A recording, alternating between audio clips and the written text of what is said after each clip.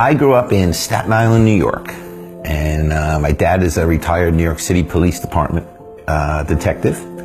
My mom was a legal secretary, so I came from a very blue-collar, we didn't go out to dinner much, we didn't have a lot of the luxuries in life, but good, hard-working people. I went to college in New Jersey at Rutgers, and then I moved to Hoboken and kind of been in New Jersey ever since. Grew up in Staten Island, New York, and went to the same high school as Joe. Honestly, the first time I was on a plane was when I was in high school and we played a football game in Ohio. I was lucky enough to get a scholarship to go to college for football. I went to Syracuse University. In college, I was working during the summers in the currency market. I was working for a brokerage firm during vacations and summertime. It had nothing to do with what I went to school for, and just happened to get a job and stuck with that job for 23 years. We met in that industry. So our goal, even though we didn't know each other, was let's get to Wall Street, because those are the people who had a little extra money. Paid well, but kept us out of the house for long periods of time and didn't enjoy some of the things that we should have enjoyed. At our desk at 7 a.m., in a full suit and tie, clients would come in from overseas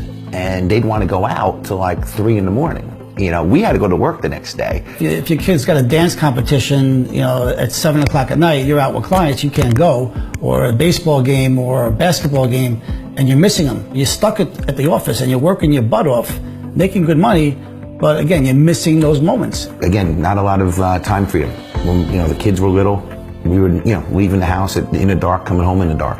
You get married, you have a couple of kids, you get a house, you pay your bills, and eventually you retire.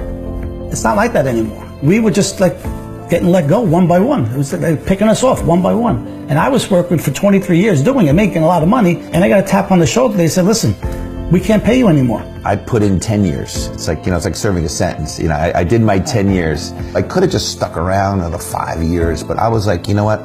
There's no way I'm going to make more money next year than this year.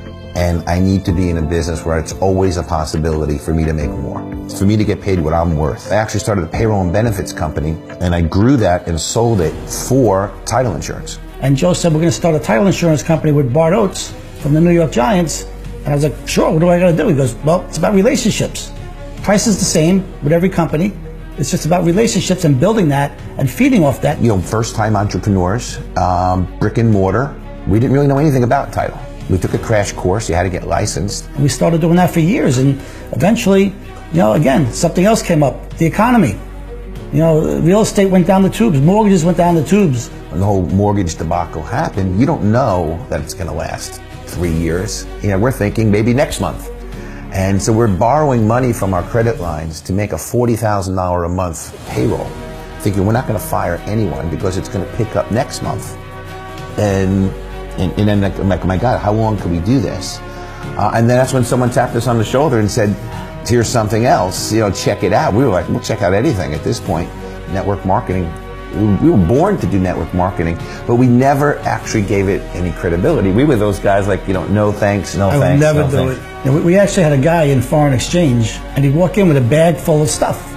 And he's like, oh, you got to charge this for your wife. Give this to your wife. Oh, it got to the point where he walked in with a bag, people going, oh my God, here he comes with this stuff again. About six years ago was when I first realized there's a better way than just being that bad guy. Most people don't think it's possible. It's a dream that they don't even dream anymore. I mean, who wants to work the rest of their lives and just kill themselves to make money? You can actually help people make money by just doing what people should be doing, networking. Now we can get in touch with 1,000 people in a split second. The future of network marketing now is brighter than ever because, again, we were victims of technology once or twice. Now technology's our friend. Who do you really listen to? You listen to your high school buddies, your family, you're a guy you used to work at your old job together, people you still bond with. The future is going to be network marketing. Most companies that come out with good products are going to want to sell it this way. You're not paying for advertising that no one's watching. You graduate at the top of your class, that's great. Doesn't mean you have to do that the rest of your life if you find a better way.